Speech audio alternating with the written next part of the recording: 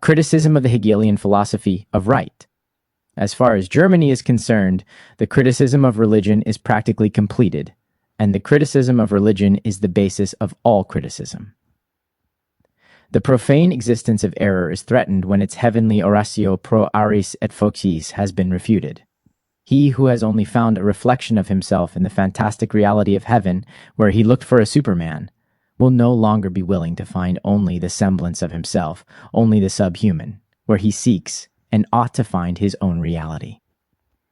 The foundation of the criticism of religion is, man makes religion, religion does not make man. Religion indeed is man's self-consciousness and self-estimation while he has not found his feet in the universe. But man is no abstract being squatting outside the world. Man is the world of men, the state, society. This state, this society produces religion, which is an inverted world consciousness, because they are an inverted world.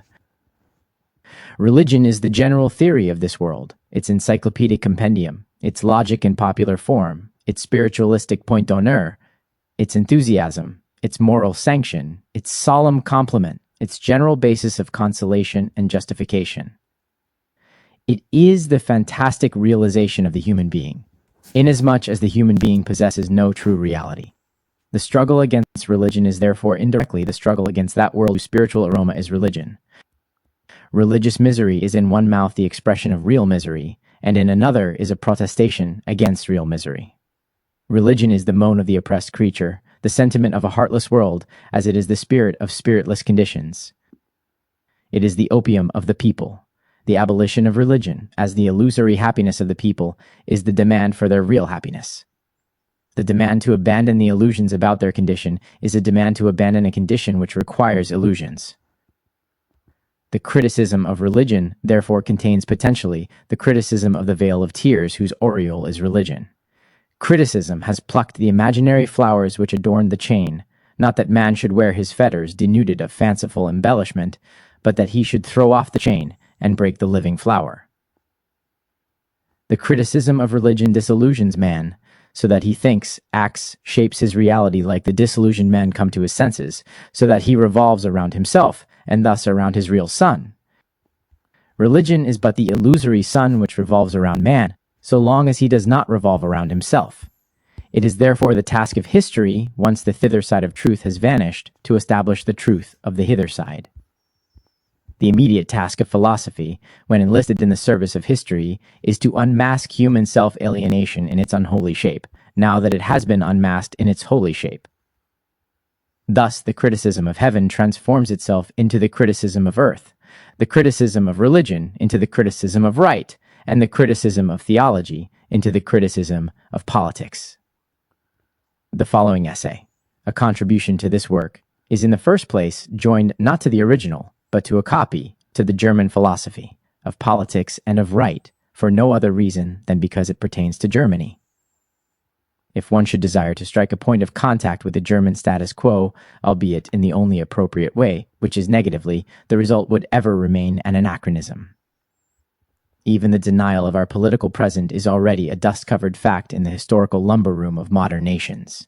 If I deny the powdered wig, I still have to deal with unpowdered wigs. If I deny the German conditions of 1843, I stand, according to French chronology, scarcely in the year 1789, let alone in the focus of the present. German history flatters itself that it has a movement which no people in the historical heaven have either executed before or will execute after it. We have in point of fact shared in the restoration epoch of modern nations without participating in their revolutions. We were restored, in the first place, because other nations dared to make a revolution, and, in the second place, because other nations suffered a counter-revolution. In the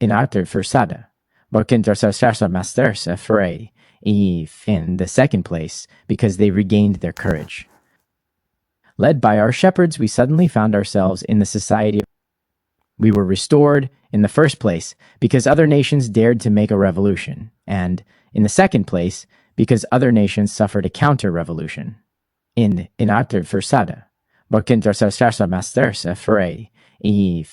second place, because they regained their courage. Led by our shepherds, we suddenly found ourselves in the society of freedom on the day of its interment, as a school which legitimates the baseness of today by the baseness of yesterday, a school which explains every cry of the serf against the knout as rebellious, once the knout becomes a prescriptive, a derivative, a historical knout, a school to which history only shows itself a posteriori, like the God of Israel to his servant Moses. The historical juridical school would have invented German history, were it not itself an invention of German history. On the other hand, good-humored enthusiasts, Teutomaniacs by upbringing and freethinkers by reflection, seek for our history of freedom beyond our history in the Teutonic primeval woods. But in what respect is our freedom history distinguished from the freedom history of the boar, if it is only to be found in the woods? Moreover, as one shouts into the wood, so one's voice comes back in answer, as the question, so the answer. Therefore, peace to the Teutonic primeval woods, but war to German conditions at all events. They lie below the level of history, they are liable to all criticism, but they remain a subject for criticism, just as the criminal who is below the level of humanity remains a subject for the executioner. Grappling with them, criticism is no passion of the head, it is the head of passion. It is no anatomical knife, it is a weapon. Its object is its enemy, which it will not refute but destroy. For the spirit of the conditions has been refuted. In and for themselves they are no memorable objects, but existences as contemptible as they are despised. Criticism has already settled all accounts with this subject. It no longer figures as an end in itself, but only as a means. Its essential pathos is indignation. Its essential work is denunciation. What we have to do is to describe a series of social spheres, all exercising a somewhat sluggish pressure upon each other, a general state of inactive dejection, a limitation which recognizes itself as much as it misunderstands itself, squeezed within the framework of a governmental system, which, living on the conservation of all meannesses, is itself nothing less than meanness in government. What a spectacle! On the one hand, the infinitely ramified division of society into the most varied races, which confront each other with small antipathies, bad consciences, and brutal mediocrity, and precisely because of the ambiguous and suspicious positions which they occupy towards each other, such positions being devoid of all real distinctions, although coupled with various formalities, are treated by their lords as existences on sufferance. And even more, the fact that they are ruled, governed, and owned, they must acknowledge and confess as a favor of heaven. On the other hand, there are those rulers themselves whose greatness is in inverse proportion to their number. The criticism which addresses itself to this object is criticism in hand-to-hand fighting, and in hand-to-hand fighting, it is not a question of whether the opponent is a noble opponent of equal birth or an interesting opponent. It is a question of meeting him. It is thus imperative that the Germans should have no opportunity for self-deception and resignation. The real pressure must be made more oppressive by making men conscious of the pressure, and the disgrace more disgraceful by publishing it. Every sphere of German society must be described as the party honsus of German society. These petrified conditions must be made to dance by singing to them their own melody. The people must be taught to be startled at their own appearance in order to implant courage into them. And even for modern nations, this struggle against the narrow-minded actuality of the German status quo cannot be without interest. For the German status quo represents the frank completion of the Ancien Régime, and the Ancien Régime is the concealed defect of the modern state. The struggle against the German political present is the struggle against the past of modern nations, which are still vexed by the recollections of this past. For them, it is instructive to see the Ancien Régime, which enacted its tragedy with them, playing its comedy as the German Revenant. Its history was tragic so long as it was the pre-existing power of the world, and freedom, on the other hand, a personal invasion, in a word, so long as it believed and was obliged to believe in its justification. So long as the Ancien Régime, as the existing world order, struggled with a nascent world, historical error was on its side, but not personal perversity. Its downfall was therefore tragic. On the other hand, the present German regime, which is an anachronism, a flagrant contradiction of the generally recognized axiom of the obsolescence of the Ancien Régime, imagines that it believes in itself and extorts from the world the same homage. If it believed in its own being, would it seek to hide it under the semblance of an alien being and look for its salvation in hypocrisy and sophistry? The modern Ancien Régime is merely the comedian of a world order, whose real heroes are dead. History is thorough and passes through many phases when it bears an old figure to the grave. The last phase of a world historical figure is its comedy. The gods of Greece, once tragically wounded to death in the chained Prometheus of Aeschylus, were fated to die a comic death in Lucian's dialogues. Why does history take this course? In order that mankind may break away in a jolly mood from its past. In the light of this historical foresight, the political powers of Germany are vindicated. As soon, then, as the modern politico-social reality is itself subjected to criticism, as soon, therefore, as criticism raises itself to the height of truly human problems, it either finds itself outside the German status quo, or it would delve beneath the latter to find its object. To take an example, the relation of industry, and of the world of wealth generally, to the political world is one of the chief problems of modern times. Under what form is this problem beginning to engage the attention of Germans? Under the form of protective, tariffs, of the system of prohibition, of political economy. Teutomania has passed out of men and gone into matter, and thus one fine day we saw our cotton knights and iron heroes transformed into patriots. Thus, in Germany, we are beginning to recognize the sovereignty of monopoly at home, in order that it may be invested with sovereignty abroad. We are now beginning in Germany at the point where they are leaving off in France and England. The old, rotten condition, against which these countries are theoretically in revolt, and which they only tolerate as chains are born, is greeted in Germany as the dawning of a splendid future, which as yet scarcely dares to translate itself from cunning theory into the most ruthless practice. Whereas the problem in France and England reads political economy or the rule of society over wealth, it reads in Germany national economy or the rule of private property over nationality. Thus, England and France are faced with the question of abolishing monopoly, which has been carried to its highest point. In Germany, the question is to carry monopoly to its highest point. If, therefore, the total German development were not in advance of the political German development, a German could, at the most, take part in present-day problems only in the same way as a Russian can do so. But if the individual is not bound by the ties of a nation, the entire nation is even less liberated by the emancipation of an individual. The Scythians made no advance towards Greek culture because Greece numbered a Scythian among her philosophers. Luckily, we Germans are no Scythians. As the old nations lived their previous history in imagination, in mythology, so we Germans live our history to come in thought, in philosophy. We are philosophical contemporaries of the present without being its historical contemporaries. German philosophy is the ideal prolongation of German history. If, therefore, we criticize the oeuvre posthumes of our ideal history, philosophy, and oeuvre incomplete of our real history, our criticism occupies a position among the questions of which the present says, that is the question. That which represents the decaying elements of practical life among the progressive nations with modern state conditions, first of all becomes critical decay in the philosophical reflection of these conditions in Germany, where the conditions themselves do not yet exist. German juridical and political philosophy is the sole element of German history which stands al pari with the official modern present. The German people must therefore strike this their dream history against their existing conditions, and subject to criticism not only these conditions, but at the same time their abstract continuation.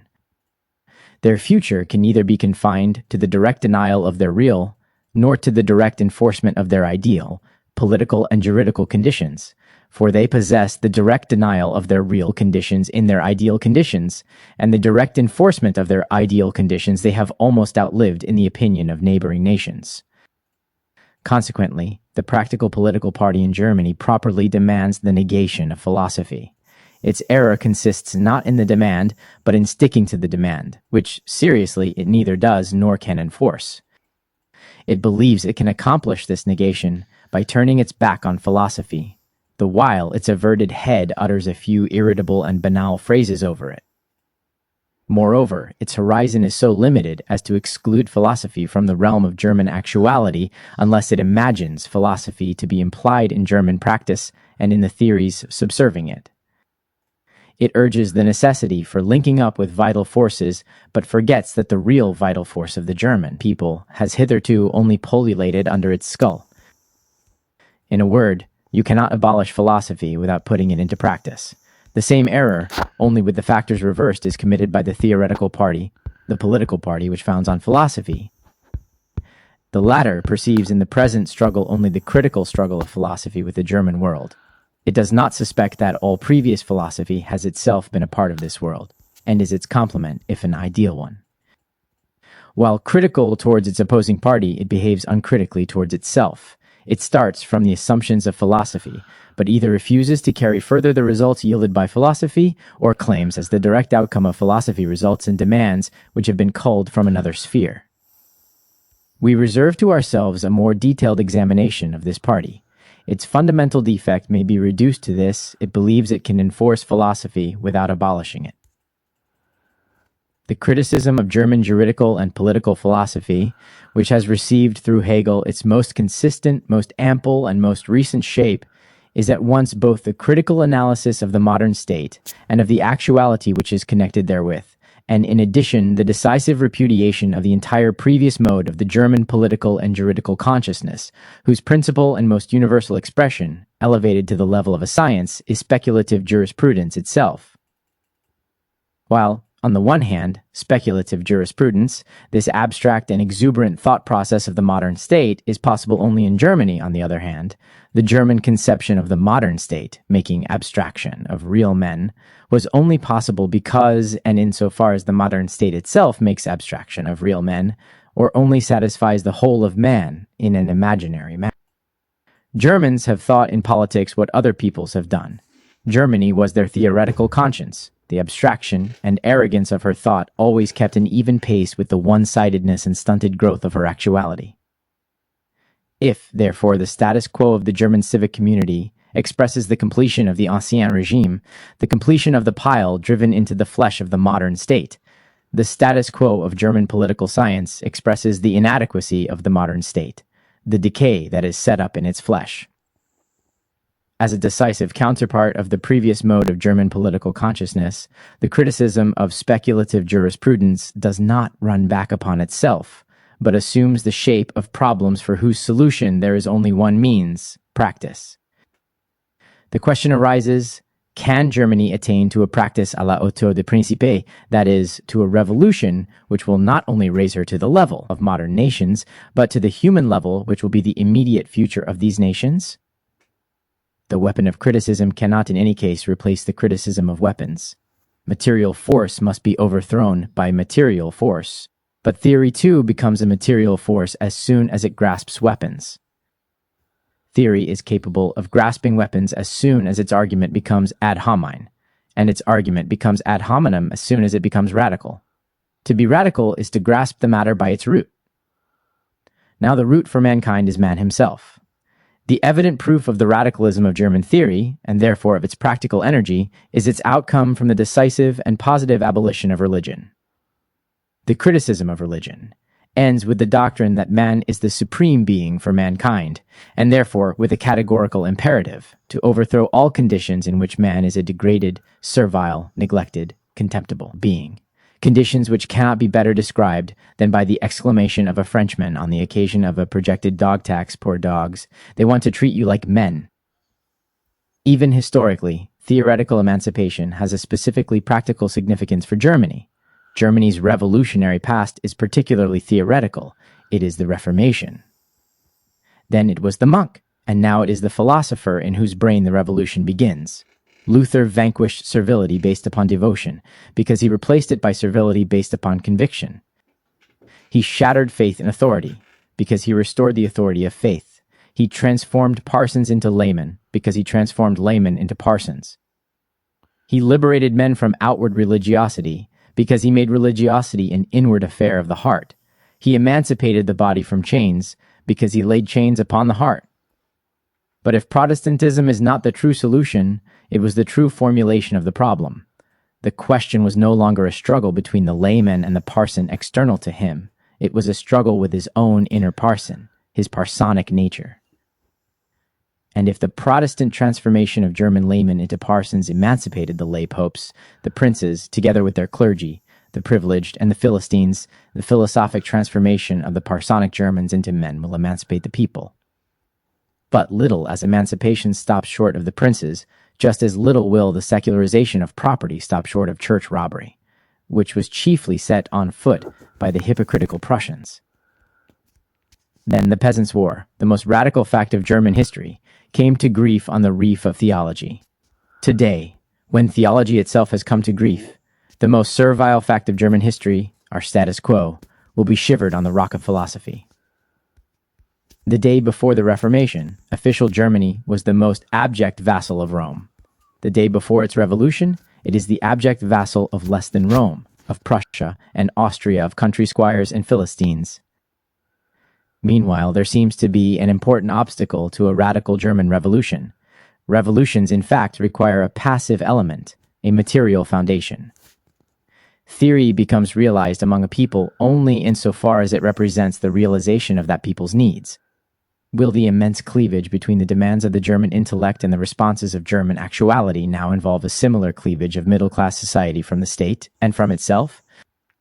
Will theoretical needs merge directly into practical needs? It is not enough that the ideas press towards realization. Reality itself must stimulate to thinking. But Germany did not pass through the middle stages of political emancipation simultaneously with the modern nations. Even the stages which she has overcome theoretically, she has not reached practically.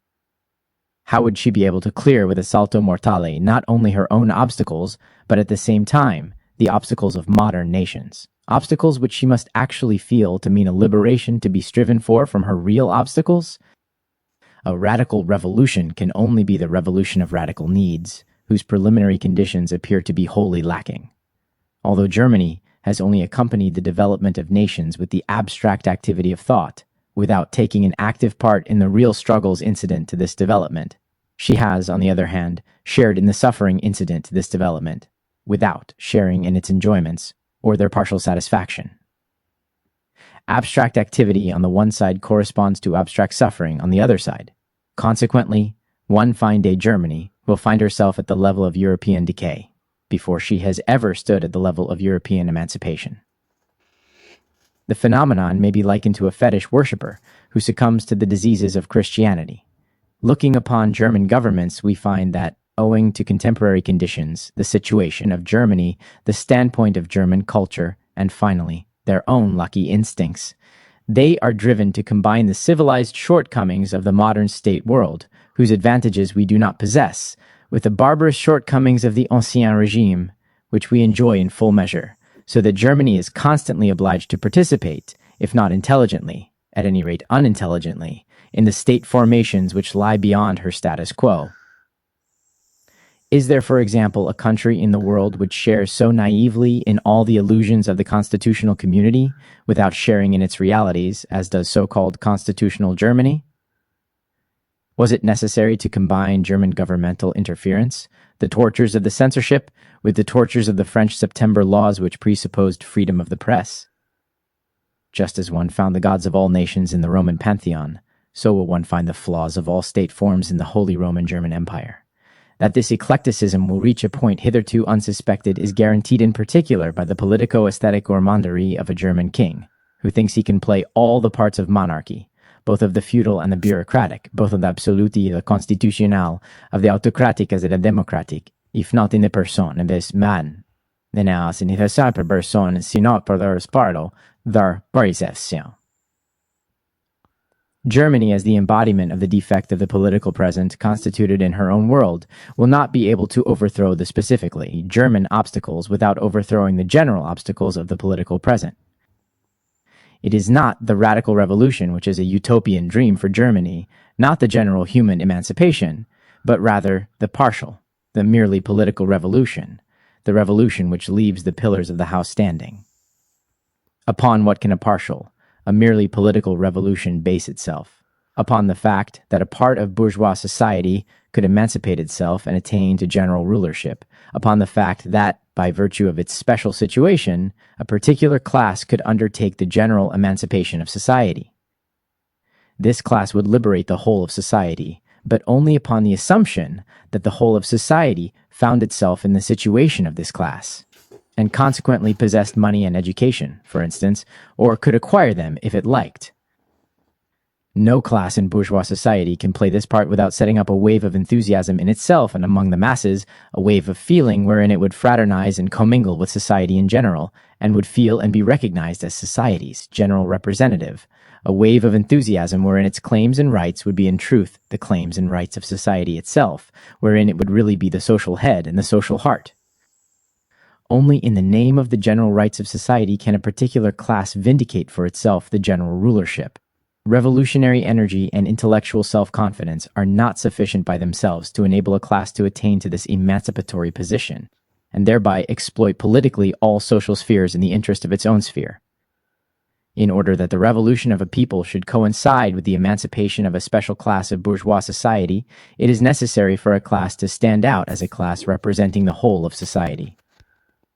Thus, further involves, as its obverse side, the concentration of all the defects of society in another class, and this particular class must be the embodiment of the general social obstacles and impediments. A particular social sphere must be identical with the notorious crime of society as a whole, in such wise that the emancipation of this sphere would appear to be the general self-emancipation. In order that one class should be the class of emancipation par excellence, another class must contrariwise be the class of manifest subjugation. The negative general significance of the French nobility and the French clergy was the condition of the positive general significance of the class, of the bourgeoisie, which was immediately encroaching upon and confronting the former.